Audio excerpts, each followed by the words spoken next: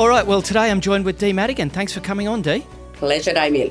All right, now I'm going to do a little spiel in terms of who you are, but a lot of people know you. You're a director of Campaign Edge. It's a business you co-founded. You've got a large media profile. We've seen you on the screens of Gruen and Sunrise. But of course, what you're really saying is the pinnacle of your media career is now coming on the Resolution Room. Is that right?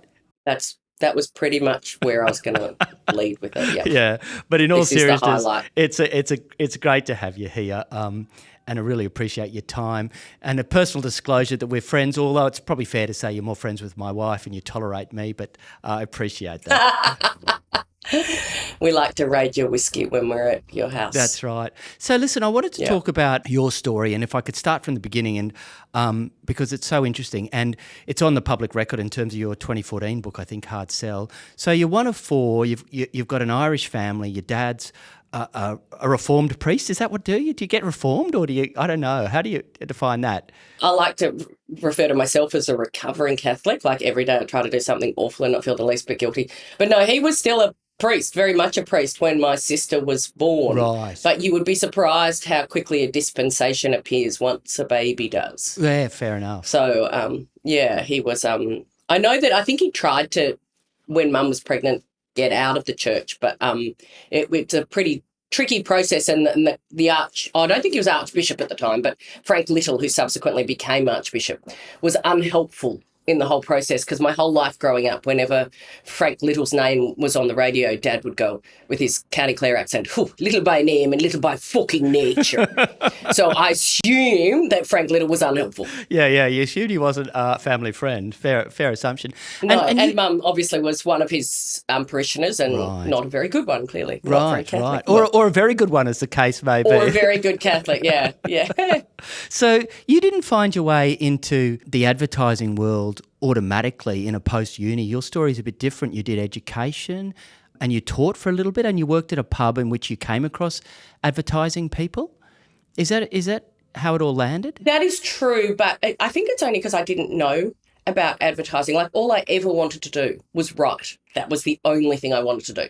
And I didn't know about advertising as a career. So when I finished uni, I started off bizarrely by doing a Bachelor of Business in Property. Not that I like property, but I had this idea that I was going to make $1 million and retire when I was 40 and write the great Australian novel. And I did 1 year of that and thought, no, I can't. So I kind of switched to, it was a toss-up between teaching or journalism, because it was like, at least I get to read a lot. And then taught for a year at a really good high school in Sydney, and realised I still wanted to be the kid at the back of the class playing up. It was just, great teachers are fantastic. I was not meant to be a teacher. And then, all the guys from advertising used to drink at the pub I was managing while I was at uni and working. And honestly, they were there to buy Coke. I used to sort of call them artistic prostitutes. They've sold their soul, but finally it's like, but it pays really well and it looks really fun. So, but you started as a copywriter. I think you said in another podcast that you then, as a young woman in advertising, you were selling tampons and just doing broad-based advertising before you found your way into a more purpose-driven campaign story. Is that how it all worked? That is right. I got a job in one of the biggest agencies in Australia, and it was so much fun for many, many years. I did get a lot of tampon ads, because if you're a female and there's a tampon brief, it's coming your way. And then they won't listen to you when you'd say, we don't want blue blood, we don't want a chick in a bikini on a beach. So I used to literally think, well, if they want a chick in a bikini on a beach, it's going to be a really nice beach overseas. So I would pick my globe and I would spin it, pick a location and write an ad there. It's like, if I'm going to do a boring ad, at least it's going to be a great trip. So you're going to have some great travel experiences, Oh, I went all around the world on advertising. It was so much fun. And this was in the heady days of advertising, wasn't it? Big budgets, we're not talking about the digital saturation that we're in now. It was a very different world, I assume. It was. I was right on kind of the border of it. So this was the mid to late 90s. So I certainly wasn't in the sort of the heyday of the 80s, which sounds, I'd probably have ended up in rehab or dead. But certainly, going overseas, it was all business class. It was first class restaurants. It was pretty nice. Now I look at my budgets for shooting an ad and they're very, very different. Now, in terms of what I want to talk to you about to complete the career arc, you found your way into Campaign Edge, into purpose-driven campaigns. I think you've done 20 or so campaigns, including the 2022 federal Labor. Was there an existential angst about using your powers for progressive good, or was it something you stumbled into? Well, also the 2025 Labor campaign. Thank you, Dee. An oversight on my part. I have always loved politics, and this was growing up with Irish parents who were definitely, with my father, definitely involved in the politics back home. So they used to have a lot of fundraising nights for the poor people of Ireland, and I'm fairly certain the money wasn't going to food and clothes.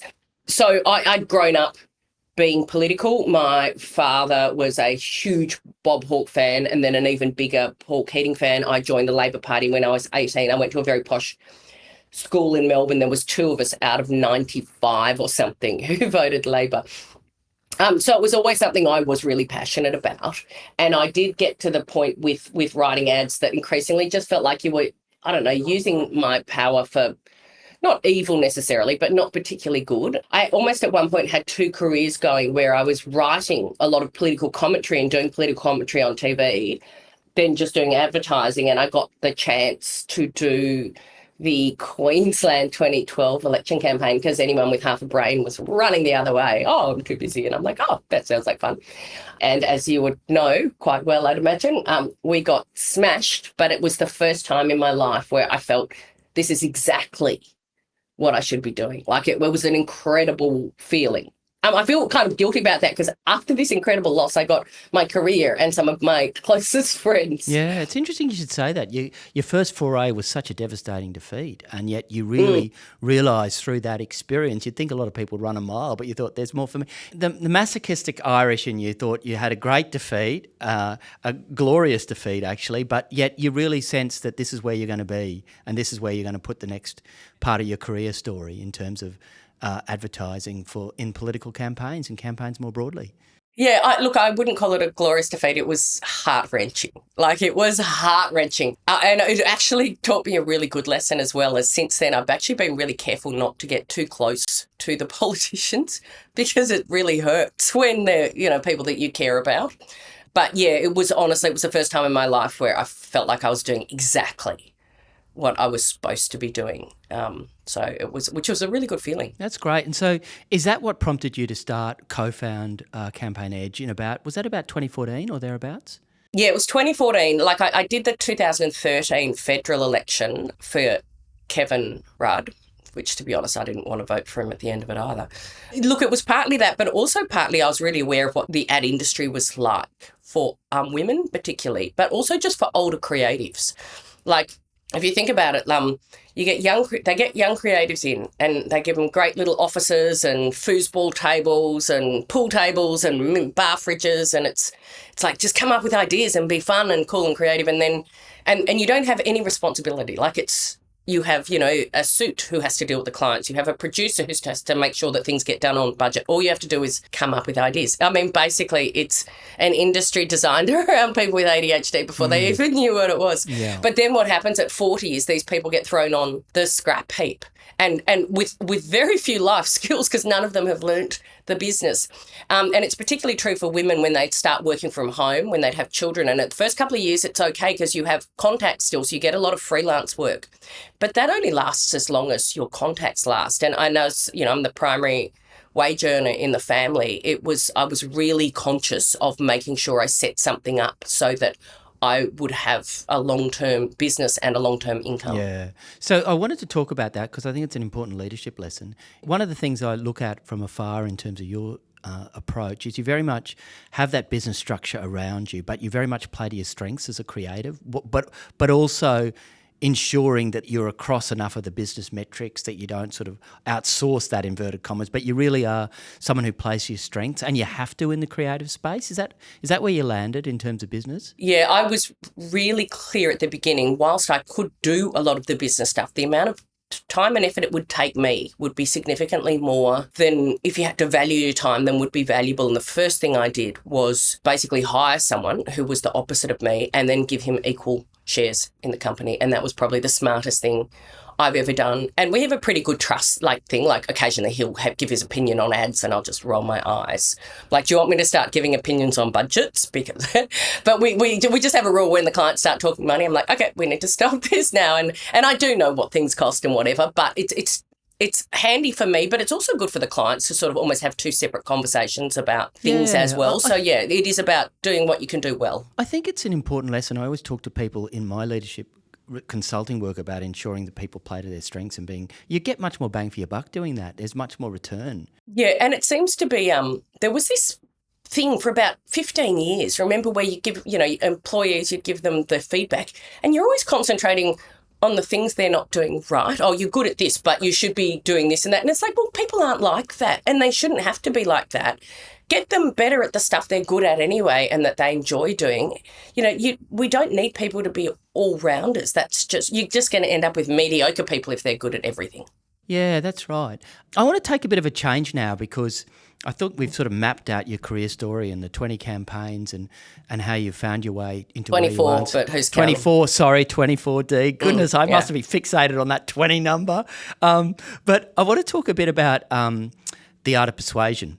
In my work as a mediator, negotiator, and a lot of people that listen to this are in the legal services space, and they like to think people are really rational. They have this fiction that we're really rational and all this stuff. But as an ad person, you're going to debunk that. We are about feelings and emotions, aren't we, and fear.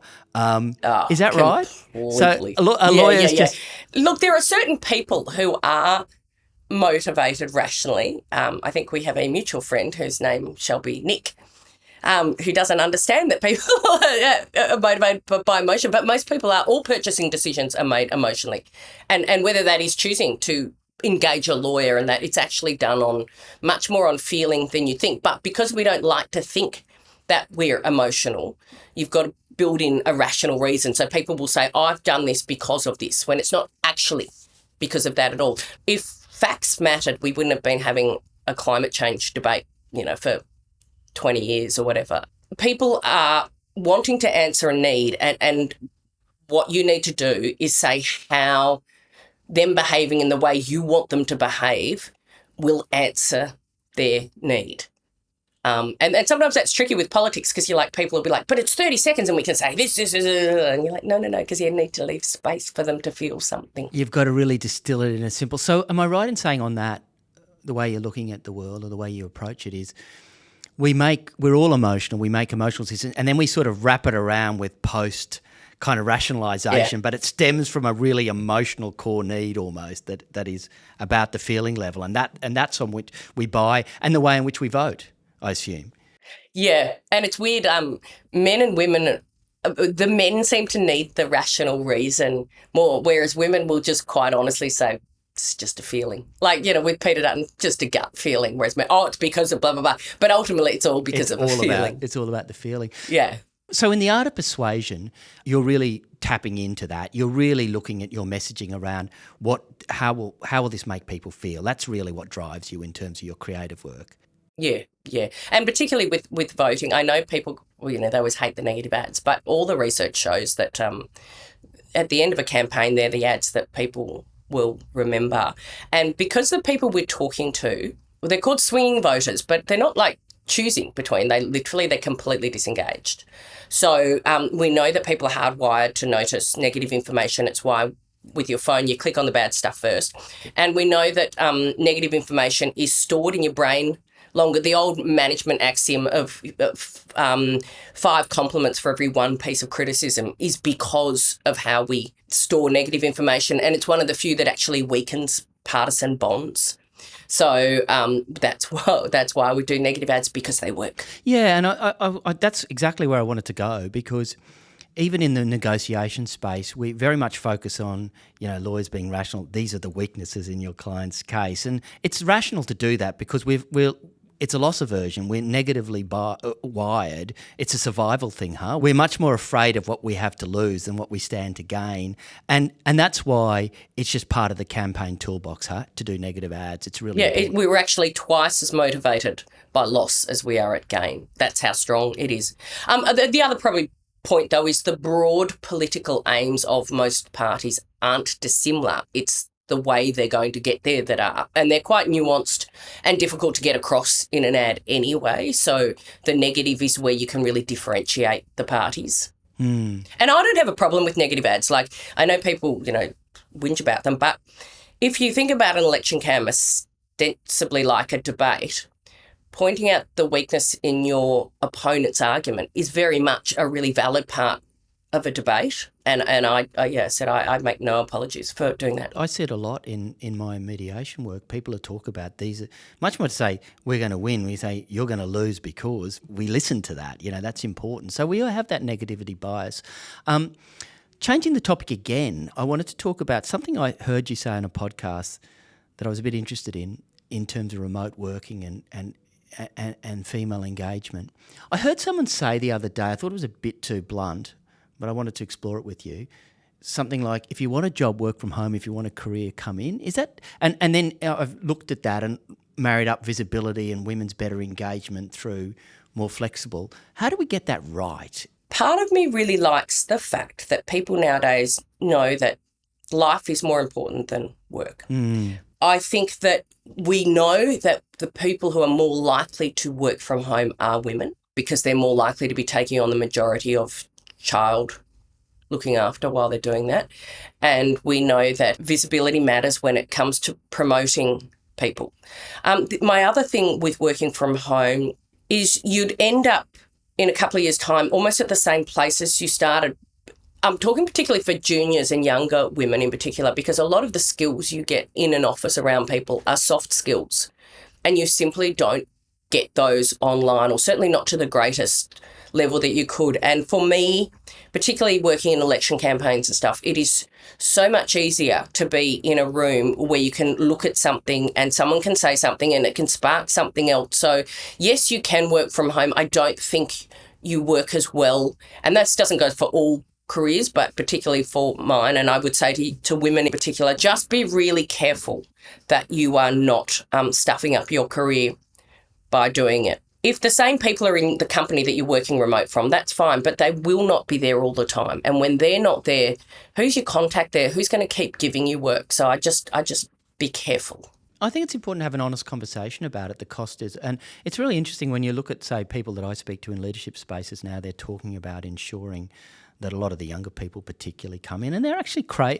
lot of kids are actually craving it. They're thinking, looking back about the stories we could tell about, you when we were growing up in a profession, we'd have a drink on a Thursday night or a Friday night. They were really important moments. That's when you might pick the brain of a partner, or you might talk to a co-worker about an issue, and they're not incidental. That's actually quite important as well as... Yeah, except those are the kind of things that tended to unfairly discriminate against women with children who could not stay for those drinks. Right. And then all of a sudden it's like, oh, she's not really part of the team. So those things are, like, I know with my agency, we actually minimise it. Like there is no one here before 8:45 in the morning.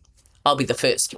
And come 5:30, there's no one here. And I'm like 100% okay with that. Obviously during election campaigns it's different, but we give a paid week off as well. But yeah, no, those days were really, really good for young people and for men, but not necessarily for women. But going back to your thing about young people wanting to go to work, I reckon mothers coming back to work part-time are the best value, because they're so happy to be out of the house. And in 3 days, they will do more than most people in 5, and their time management is awesome, and they've no interest in getting involved in office politics. They want to get there, do their job, and they're fantastic value. That's so true. You've been a bit of a trailblazer for women in your space, in the creative space. Is the gender dynamic changing, Dee? Do you seeing more women engaged in creative space? It's been more one-sided than lots of other fields, actually, in terms of the gender mix. Yeah, when I first started, most of the creatives were men. The women were in like media buying and things like that. But it has definitely changed. But I think what hasn't changed, though, is the women come into it and then at 40 or whatever, or late 30s when they start having children, they again just go to doing sort of part-time or working from home and that. And I do worry about those women later on, and particularly with superannuation and stuff. We do know that the cohort most likely to end up homeless, I think, is women over the age of 50. So I still think I'm still nervous for a lot of women who just think, oh, no, it'll be okay. And you want to balance that up, because if you do want the choice of being home with your kids, if that's what you want to do as well. But I feel like a lot of women are thinking things will be okay when they may not be, and you need to put things into your career to sort of protect it. So it was very much deliberate, your strategy in terms of your co-founding of Campaign Edge with your business partner was very much about putting the scaffolding in place that gave you longevity in a business sense. Yep. And also autonomy, I think, in terms of what I was doing. I had worked for too many blokes who thought they knew better, that I'd lost patience. It's like, no, I just want to do my own thing. And I knew that if I had the chance, I could do it and prove it. And I was only ever going to do that by taking a risk. So good on you, Dee. That's a great what story. I did. So what's next for you? More of the same? We're going to see you more on our screens and in the campaign space? Yeah, definitely. After each election campaign, I just go, oh, that's it. I can't do it again. And then after like a couple of months, I'm like, oh, there's a campaign. Why aren't I doing it? Yeah. I said to someone, it's like heroin, although for the record, I have never tried heroin. But it's incredibly addictive. Working on like a federal campaign, particularly the last federal campaign, which was easily the best run campaign I have ever worked on. Like, it felt like nothing else. Like the feeling of that in a federal campaign, you've basically got 100 people at HQ, and they are 100 of the smartest, best, non-dickhead people. So Ericsson has this sort of policy of the people he puts into HQ. It's not just that they have to be the best at what they do. They also have to be not problematic in terms of how they interact with people, because that's actually hugely important in a campaign. So it's called a no dickheads policy. I don't think Paul invented that, but that's kind of what it's so true, and it's often the downside of political. And you're right. There's that amazing sense of urgency and bonding and a pulling together that is can't be replicated in the urgency of normal workplaces, if I can call it that, because it's so heightened and such important. So it's in a sense it's quite an addictive adrenaline, isn't it? I would have thought. Yeah, but I think it's actually the losses that tell you more about people. I think like it's easier to behave well, for everyone to behave well when you're winning. It's actually when you're heading to an almighty defeat that you actually see the true measure of people, because I've been in campaigns where people start turning on each other and blaming that. And then I've been in 2012, which was nothing like that. Yeah. Like it was it was like, you stick together, you march together kind of thing, and you go down together, and that taught me a lot too. I always say to people, I think I learnt more from that loss than I have from any other win. Yeah, and you learn the same in workplaces. It's all very well. All the cracks are sort of covered up when you're winning, but it's all out for show, and that's really when culture matters, when teamwork matters, when leadership matters, when things aren't going to plan. And also you don't have the time to build the like it's so short term. You're putting together people in such a hothouse environment as well, and they're people who've got so much skin in the game. Yeah. These are people whose jobs will go. It's very real. So you bring all that in, and then emotions are, often at tipping point. And there's a certain kind of person who is involved in politics who tends to be, I don't know if we're all mad or whatever, but, tends to be very passionate about it as well. So, yeah, it can be an absolute nightmare, or it can be amazing. A little bit mad in my view, but anyway, we'll leave that to another day. Yeah, well, you would say that, but yes. No, I agree. Dee, you're a legend. Thank you so much for your time. That was a great conversation. I really appreciate you coming on, and we'll see you soon, huh? You will, I believe, fairly in a couple of weeks. Awesome. Thanks, Dee. All the best.